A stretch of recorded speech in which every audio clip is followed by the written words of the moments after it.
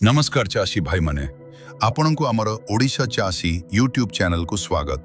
वर्तमान खरा दिन मारी आसुची एवं एही समय रे अनेक चासी भाई भाबंती जे केउ चाष कले अधिक लाभ मिलिबो। चासी भाई माने खरा दिन पाई झुडुंगा चाष हेउची एक वरदान, कारण यह कम पानी रे हुए एवं बाजार रे एहार चाहिदा बहुत रहे। आजिर एही 7 मिनिटर वीडियो रे आमे बिहन चयन ठारू आरंभ करी बाजार रे बिक्री करिबा जाए सबु किछि जानिबा। खरा दिनिया झुडुंगा पाई फेब्रुआरी मासर मझिरु मार्च मास शेष बुणिबा पाई सबुठारू उत्तम समय। जदि आमे माटी कथा कहिबा किंतु बालिया दोरसा माटी किंबा मटाळ दोरसा माटी रे एहार गछ बहुत शीघ्र बढ़ी थाए। मने रखंतु, जमी रे जेपरी पानी जमी न रहे सेथिपाई निष्कासन व्यवस्था भल रहिबा दरकार। उन्नत बिहन किसम अनेक समय रे चासी भाई माने भूल बिहन बाछि दियंती, जहा फल रे अमल कम हुए। खरा दिन पाई आपण काशी कांचन बिहन व्यवहार करि परिबे, जहा झुडुंगा गुड़िक गार सबुज एवं लंबा होई थाए। जदि आपण कम दिन रे अमल चाहुचंती तेबे पुसा कमल बाछि परिबे। एकर पिछा प्राय 5 रु 6 किलो बिहन आवश्यक होई थाए। बिहन बुणिबा पूर्वरु कार्बेंडाजिम पाउडर रे विशोधन करिबाकू जमारू भूलंतु नहीं। जमी प्रस्तुति और खतसारा जमी को प्रथमे 2 रु 3 थर भल भावे चसी माटी को गुंड कर दियंतु। एकर पिछा 5 टन सढ़ा गोबर खत जमी रे मिशांतु। बिहन को धाड़ी 2 फुट एवं गछ को गछ 1 फुट दूरतारे बुणंतु। गछ जेतेबेले 6 रु 8 इंचर होई जिवो सेतेबेले प्रथमे घास सफा कर दियंतु।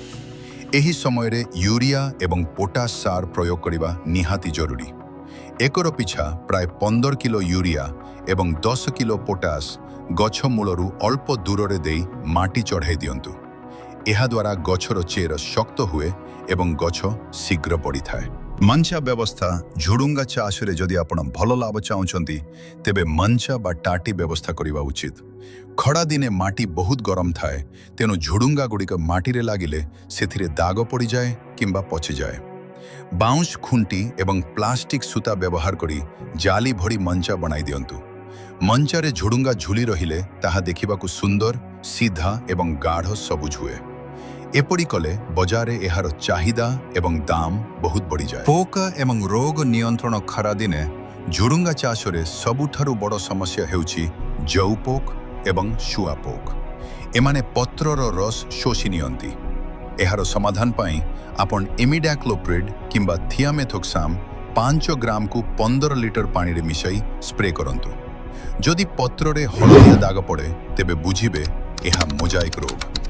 एथिपाई पोक नियंत्रण करिबा सह रोगा गछकू उपाड़ी दूर रे फिंगी दियंतु। अमल एवं बाजार बिक्री साधारणतः बिहन बुणिबार 45 रु 50 दिन पड़े प्रथम तोड़ा आरंभ हुए। खड़ा दिने प्रति 3 रु 4 दिन रे थरे झुडुंगा तोड़िबा दरकार। मने रखंतु, झुडुंगा जेपरी अधिक बुड़ा न हुए नचेत बाजार रे दाम कम मिलिबो। बिक्री करिबा पई सकाळु सकाळु तोड़ी एहाकू परिष्कार पानी रे धोई बिड़ा बांधी मंडी को नियंतु।